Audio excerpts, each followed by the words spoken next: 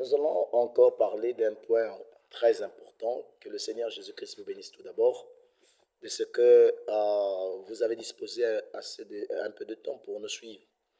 Je vais lire une écriture dans le livre de 1 Timothée, chapitre 2, le verset 9. La Bible dit que je veux aussi que les femmes vêtues d'une manière décente, avec pudeur et modestie, ne se parent ni de tresses, ni d'or, ni de perles, ni d'habits somptueux. Dans le verset 10, il dit, mais qu'elles se parent de bonnes œuvres, comme il convient à des femmes qui font profession de servir Dieu.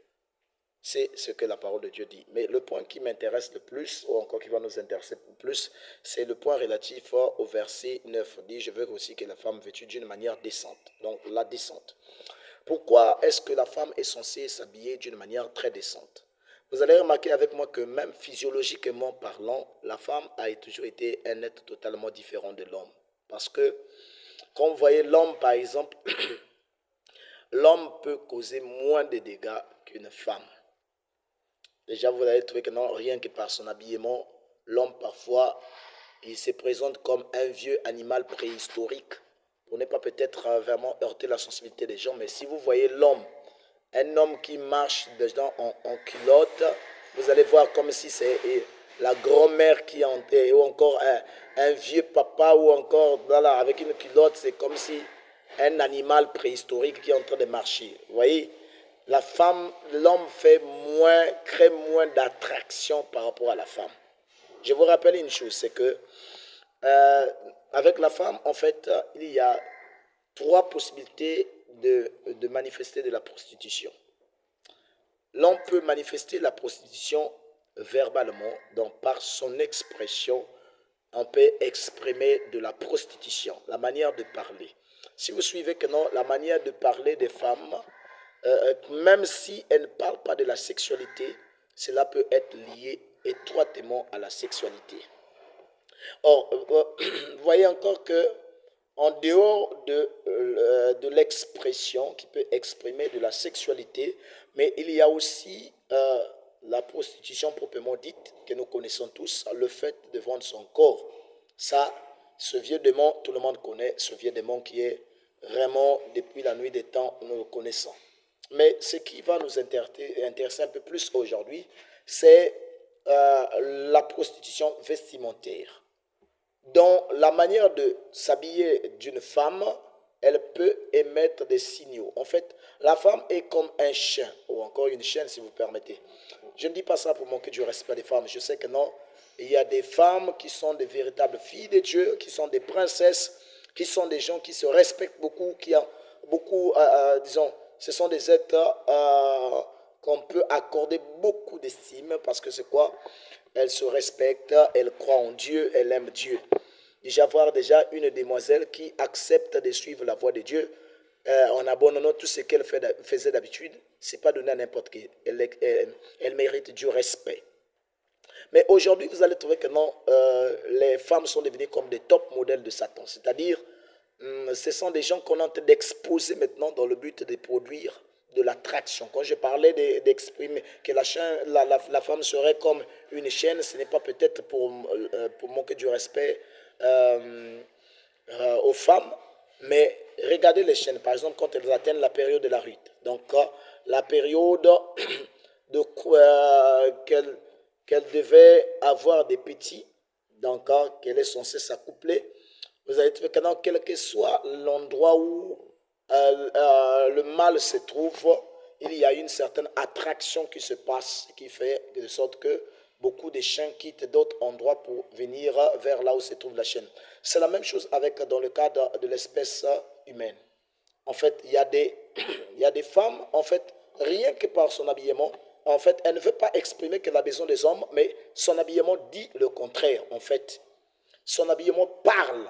Je vous assure que dans l'habillement d'une femme peut causer beaucoup de dégâts que vous ne le croyez. Donc, il y a beaucoup de modes qui sortent droit en enfer et choisit la femme comme cible afin de créer beaucoup d'ennuis. Imaginez-vous que une personne qui passe par exemple devant une boîte de nuit, il peut se foutre pas mal, peut continuer à avancer. Mais quand une personne passe vers la femme, voyez que non, aujourd'hui, nous disons que non, demain vous allez dire que non, non, moi je n'ai pas compris, hein, on m'a brutalisé en route, on m'a fait ceci. Mais si nous voyons avec beaucoup d'intérêt, beaucoup de femmes, en fait, elles-mêmes, elles cherchent à être brutalisées, créer des ennuis, tout cela. Mais quand elle va se présenter devant les gens, elle se présente toujours, elle aime de la victimiser, elle aime jouer avec la victimisation. Elle va présenter que non, elle était victime, et on l'a fait ceci ou cela. Mais si on regarde avec beaucoup d'intérêt, la manière de parler, la manière de s'habiller, la manière de regarder, elle peut déjà envoyer des signaux pour dire que non, regardez-moi, appelez-moi, faites ceci, cela. C'est ce qui se passe beaucoup. Et nous, dans les églises aujourd'hui, on ne prend plus de la peine d'éduquer les femmes à s'habiller convenablement d'une manière décente. D'une manière, la manière dont la femme qui craint Dieu devait s'habiller. En réalité, cette manière de s'habiller qu'a les femmes aujourd'hui, ça vient droit de Jézabel. Ce sont des choses qui ont été inspirées par Jézabel. La prostituée Jézabel que vous connaissez dans la Bible parle. C'est elle qui a inspiré cela. Et vous voyez que non, une femme qui s'habille en pantalon, et elle est là, c'est son corps bien dessiné, tout le monde est en train de voir dans la rue, parfois même à l'église. Elle est là protocole, elle est là chante. C'est une abomination. C'est une abomination cette manière de s'habiller. Ça, ce n'est pas crainte de Dieu. La Bible dit ceci dans le livre de Deutéronome 22, verset 5. Une femme ne portera point un habillement d'homme et un homme ne mettra point de vêtements de femme, car quiconque fait ces choses est en abomination à l'Éternel ton Dieu. Vous voyez que non, c'est ce que la parole de Dieu dit. Des vêtements d'homme et des vêtements de femme. Si vous voyez un homme qui s'habille en jupe est une abomination. C'est une abomination. Et une femme qui met des vêtements d'homme aussi est une abomination pure et simple. Vous allez me dire que non, mais attendez, vous voyez que non, vous n'avez pas compris, il y avait une fleur ici. C'est en fait le pantalon des femmes, tout cela. Il n'y a pas de pantalons des femmes. Ça n'existe pas. Regardez votre braguette devant le pantalon. Regardez déjà la forme du corps de l'homme. L'homme peut uriner à n'importe quel endroit. Prenez-moi une femme qui a un pantalon et que non, elle est dans le besoin, dans l'urgence, et qu'elle part dans un coin donné pour faire miction, et elle est en pantalon, mais attendez, elle va enlever tous les vêtements, parce que c'est quoi? Ça n'a pas été conçu par rapport au corps de la femme, mais par rapport au corps de l'homme. Elle dit que non, non, bon, il y a des hommes, tout ça. Non. Même la nature ne vous enseigne-t-elle pas? Vous voyez, quand vous prenez par exemple un homme qui va mettre une jupe, une robe, vous voyez, c'est pas propre. Vous voyez, ce n'est pas bien devant Dieu. Et même sans que vous puissiez être spirituel, vous voyez tout cela. Vous allez me dire que non, mais attendez, dans ce cas-là, les femmes doivent porter seulement les pagnes. Même les pagnes sont sexy. Je vous dis bien que non, les pagnes sont plus sexy même que les jupes et les robes. Si on n'arrive pas à ranger le pagne convenablement en robe ou en jupe, ou bien la façon dont nos parents faisaient autrefois, elle met un pagne et puis elle mettait encore des par-dessus, ça peut marcher. Mais une femme qui est en train de prendre simplement un pagne bien attaché là, et ensuite avec son body en haut, automatiquement elle devient comme les stars ou encore des vedettes de Koffi Olomide ou bien de Billy Abel. Vous voyez, ça c'est totalement, c'est du n'importe quoi, voyez-vous. Donc la femme a une manière de s'habiller. Nous avons échoué, nous, dans les églises. Nous avons fait de sorte que les jupes des femmes montent, les robes montent, et on arrive à fabriquer des raisons. Non, mes frères et sœurs, vous êtes belles telles que Dieu vous a créées. Habillez-vous d'une manière décente. Parce que c'est quoi? Une seule femme peut créer plus d'ennuis qu'une boîte de nuit, qu'une buvette. Donc, c'est ce qu'on n'arrive plus à comprendre. Parce qu'aujourd'hui, nous remarquons que non, il y a même des vêtements. Vous voyez même tout le quartier du corps de la femme en voyant les vêtements. Il y a eu une prophétie qui était sortie qui parlait des femmes qui s'habilleraient maintenant en feuilles de figuier. En réalité, quand vous prenez des feuilles de figuier, aussi s'il y a le soleil, on va voir ce qui est à l'intérieur. C'est la même chose, c'est ce qui est passé avec Ève quand elle avait péché. Or, cela, la prophétie avait prouvé que non, la même chose devait encore revenir. Et aujourd'hui, c'est devenu le pire. C'est qu'on voit avec des stars des cinémas. Aujourd'hui, on commence à trouver maintenant dans les églises. Ils vont envoyer un morceau de vêtement, tu viens avec et puis tu es là, chante à l'église ou encore dans tel choral, mais c'est du n'importe quoi. Attendez, nous avons, où est-ce que la tête là se trouve maintenant? Donc il y a un habillement. Des véritables filles qui craignent Dieu à une manière de s'habiller.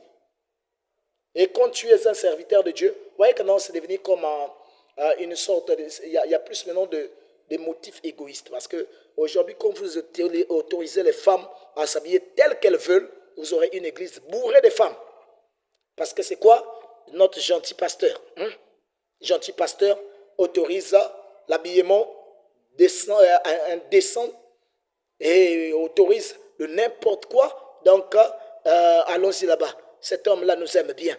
Il nous protège contre tout cela, les gens qui sont. Il n'y a pas de ceci ou là. La vérité doit être présentée toute nue. Il n'y a pas essayé d'embellir tout cela. Regardez aujourd'hui, même ceux qui étaient sombres, toutes elles sont devenues très brunes, maquillage, tout ce truc-là, le chaos, tout cela. Quand tu as demandé, mais ma soeur, mais tu étais très sombre là, nous? Oh non, quand j'étais bébé, j'étais tellement brune. Donc c'est le soleil qui m'a brûlé. Peut-être c'est vrai, il se pourrait tout cela, mais je crois que tous les bébés sont toujours bruns. Donc c'est pour vous dire que non, aujourd'hui, le problème d'habillement est devenu vraiment quelque chose que les gens ne regardent plus avec l'intérêt. Oui, je sais que non, vous allez me dire aussi, il y a certains hommes qui prennent des vêtements sexy aussi. Des hommes qui ont des manifestations qui sont comme des efféminés.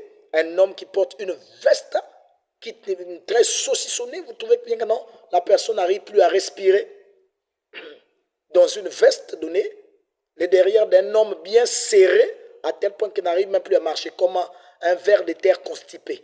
Ça, c'est de la honte aussi pour un homme qui pourrait s'habiller ainsi. Revenons à l'habillement à l'ancienne mode. Je ne vous dis pas vous habiller comme des sorcières ou bien je ne sais pas quel genre de personnes, mais habillons-nous d'une manière à être présentable, respectable. Ne perdons pas notre respectabilité. Donc soyons d'une manière, habillons-nous d'une manière chrétienne. Cela certainement attirera les gens qui ne connaissent pas encore la parole de Dieu en voyant notre manière d'être, notre manière de faire, notre manière de vivre. Que Dieu soit miséricordieux et qu'il amène vraiment nos sœurs à comprendre que non, ton corps est sacré, habille-toi d'une manière décente. Merci, que Dieu vous bénisse.